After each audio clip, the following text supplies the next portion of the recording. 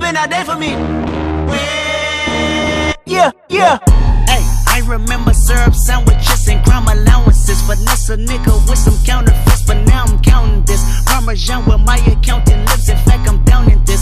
You say with my boo babe tastes like Kool-Aid for the analyst. Girl, I can buy your Westie world with my base stuff. Ooh, that pussy good. Won't you sit it?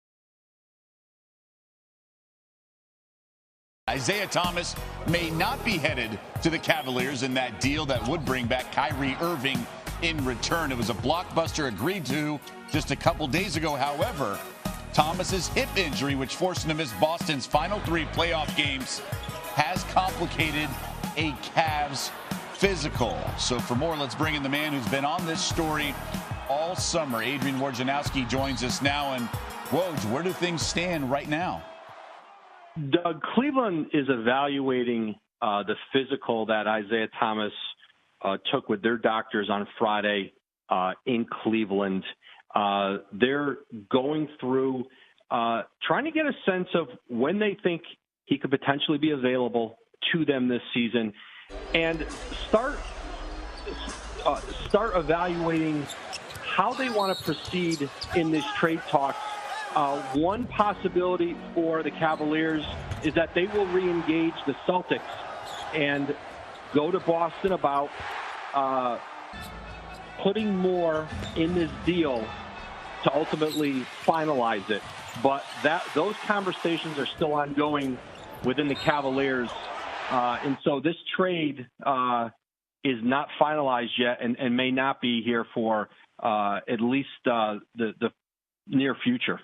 All right, so that's something I want to expand on, because it's not like the Cavs are completely caught off guard. They knew about this injury. In fact, they were the ones facing the Celtics at the end of their postseason run. So they knew about the hip injury. So I guess it's to the extent of it now, to your point, the timeline of his potential return. But you touched on one scenario in terms of reassessing the trade package. But what's another? Could we see this trade falling through altogether? Doug, that would be the last resort. These are two teams who want to find a way to complete this deal for lots of reasons. It certainly fulfilled the needs of both teams. And so before that happens, listen, the two scenarios before that is either Cleveland just signs off on the deal as it is, passes Thomas's physical and moves on, or they get into a conversation here about adding to the deal, whether that's a first-round pick, a second-round pick, a young player on the Celtics roster, and then you'll have to see how Boston would potentially respond to that request. But they're not there yet, and Cleveland is still going through all of their options in this scenario. Well, there was already a pick, obviously Brooklyn's unprotected first-round pick next year, but the Celtics have tons of assets, as we very know Danny Ainge has collected over the years, so we'll continue to keep tabs on this. Adrian Wojnarowski with the very latest surrounding this fly in the ointment, for lack of a better word.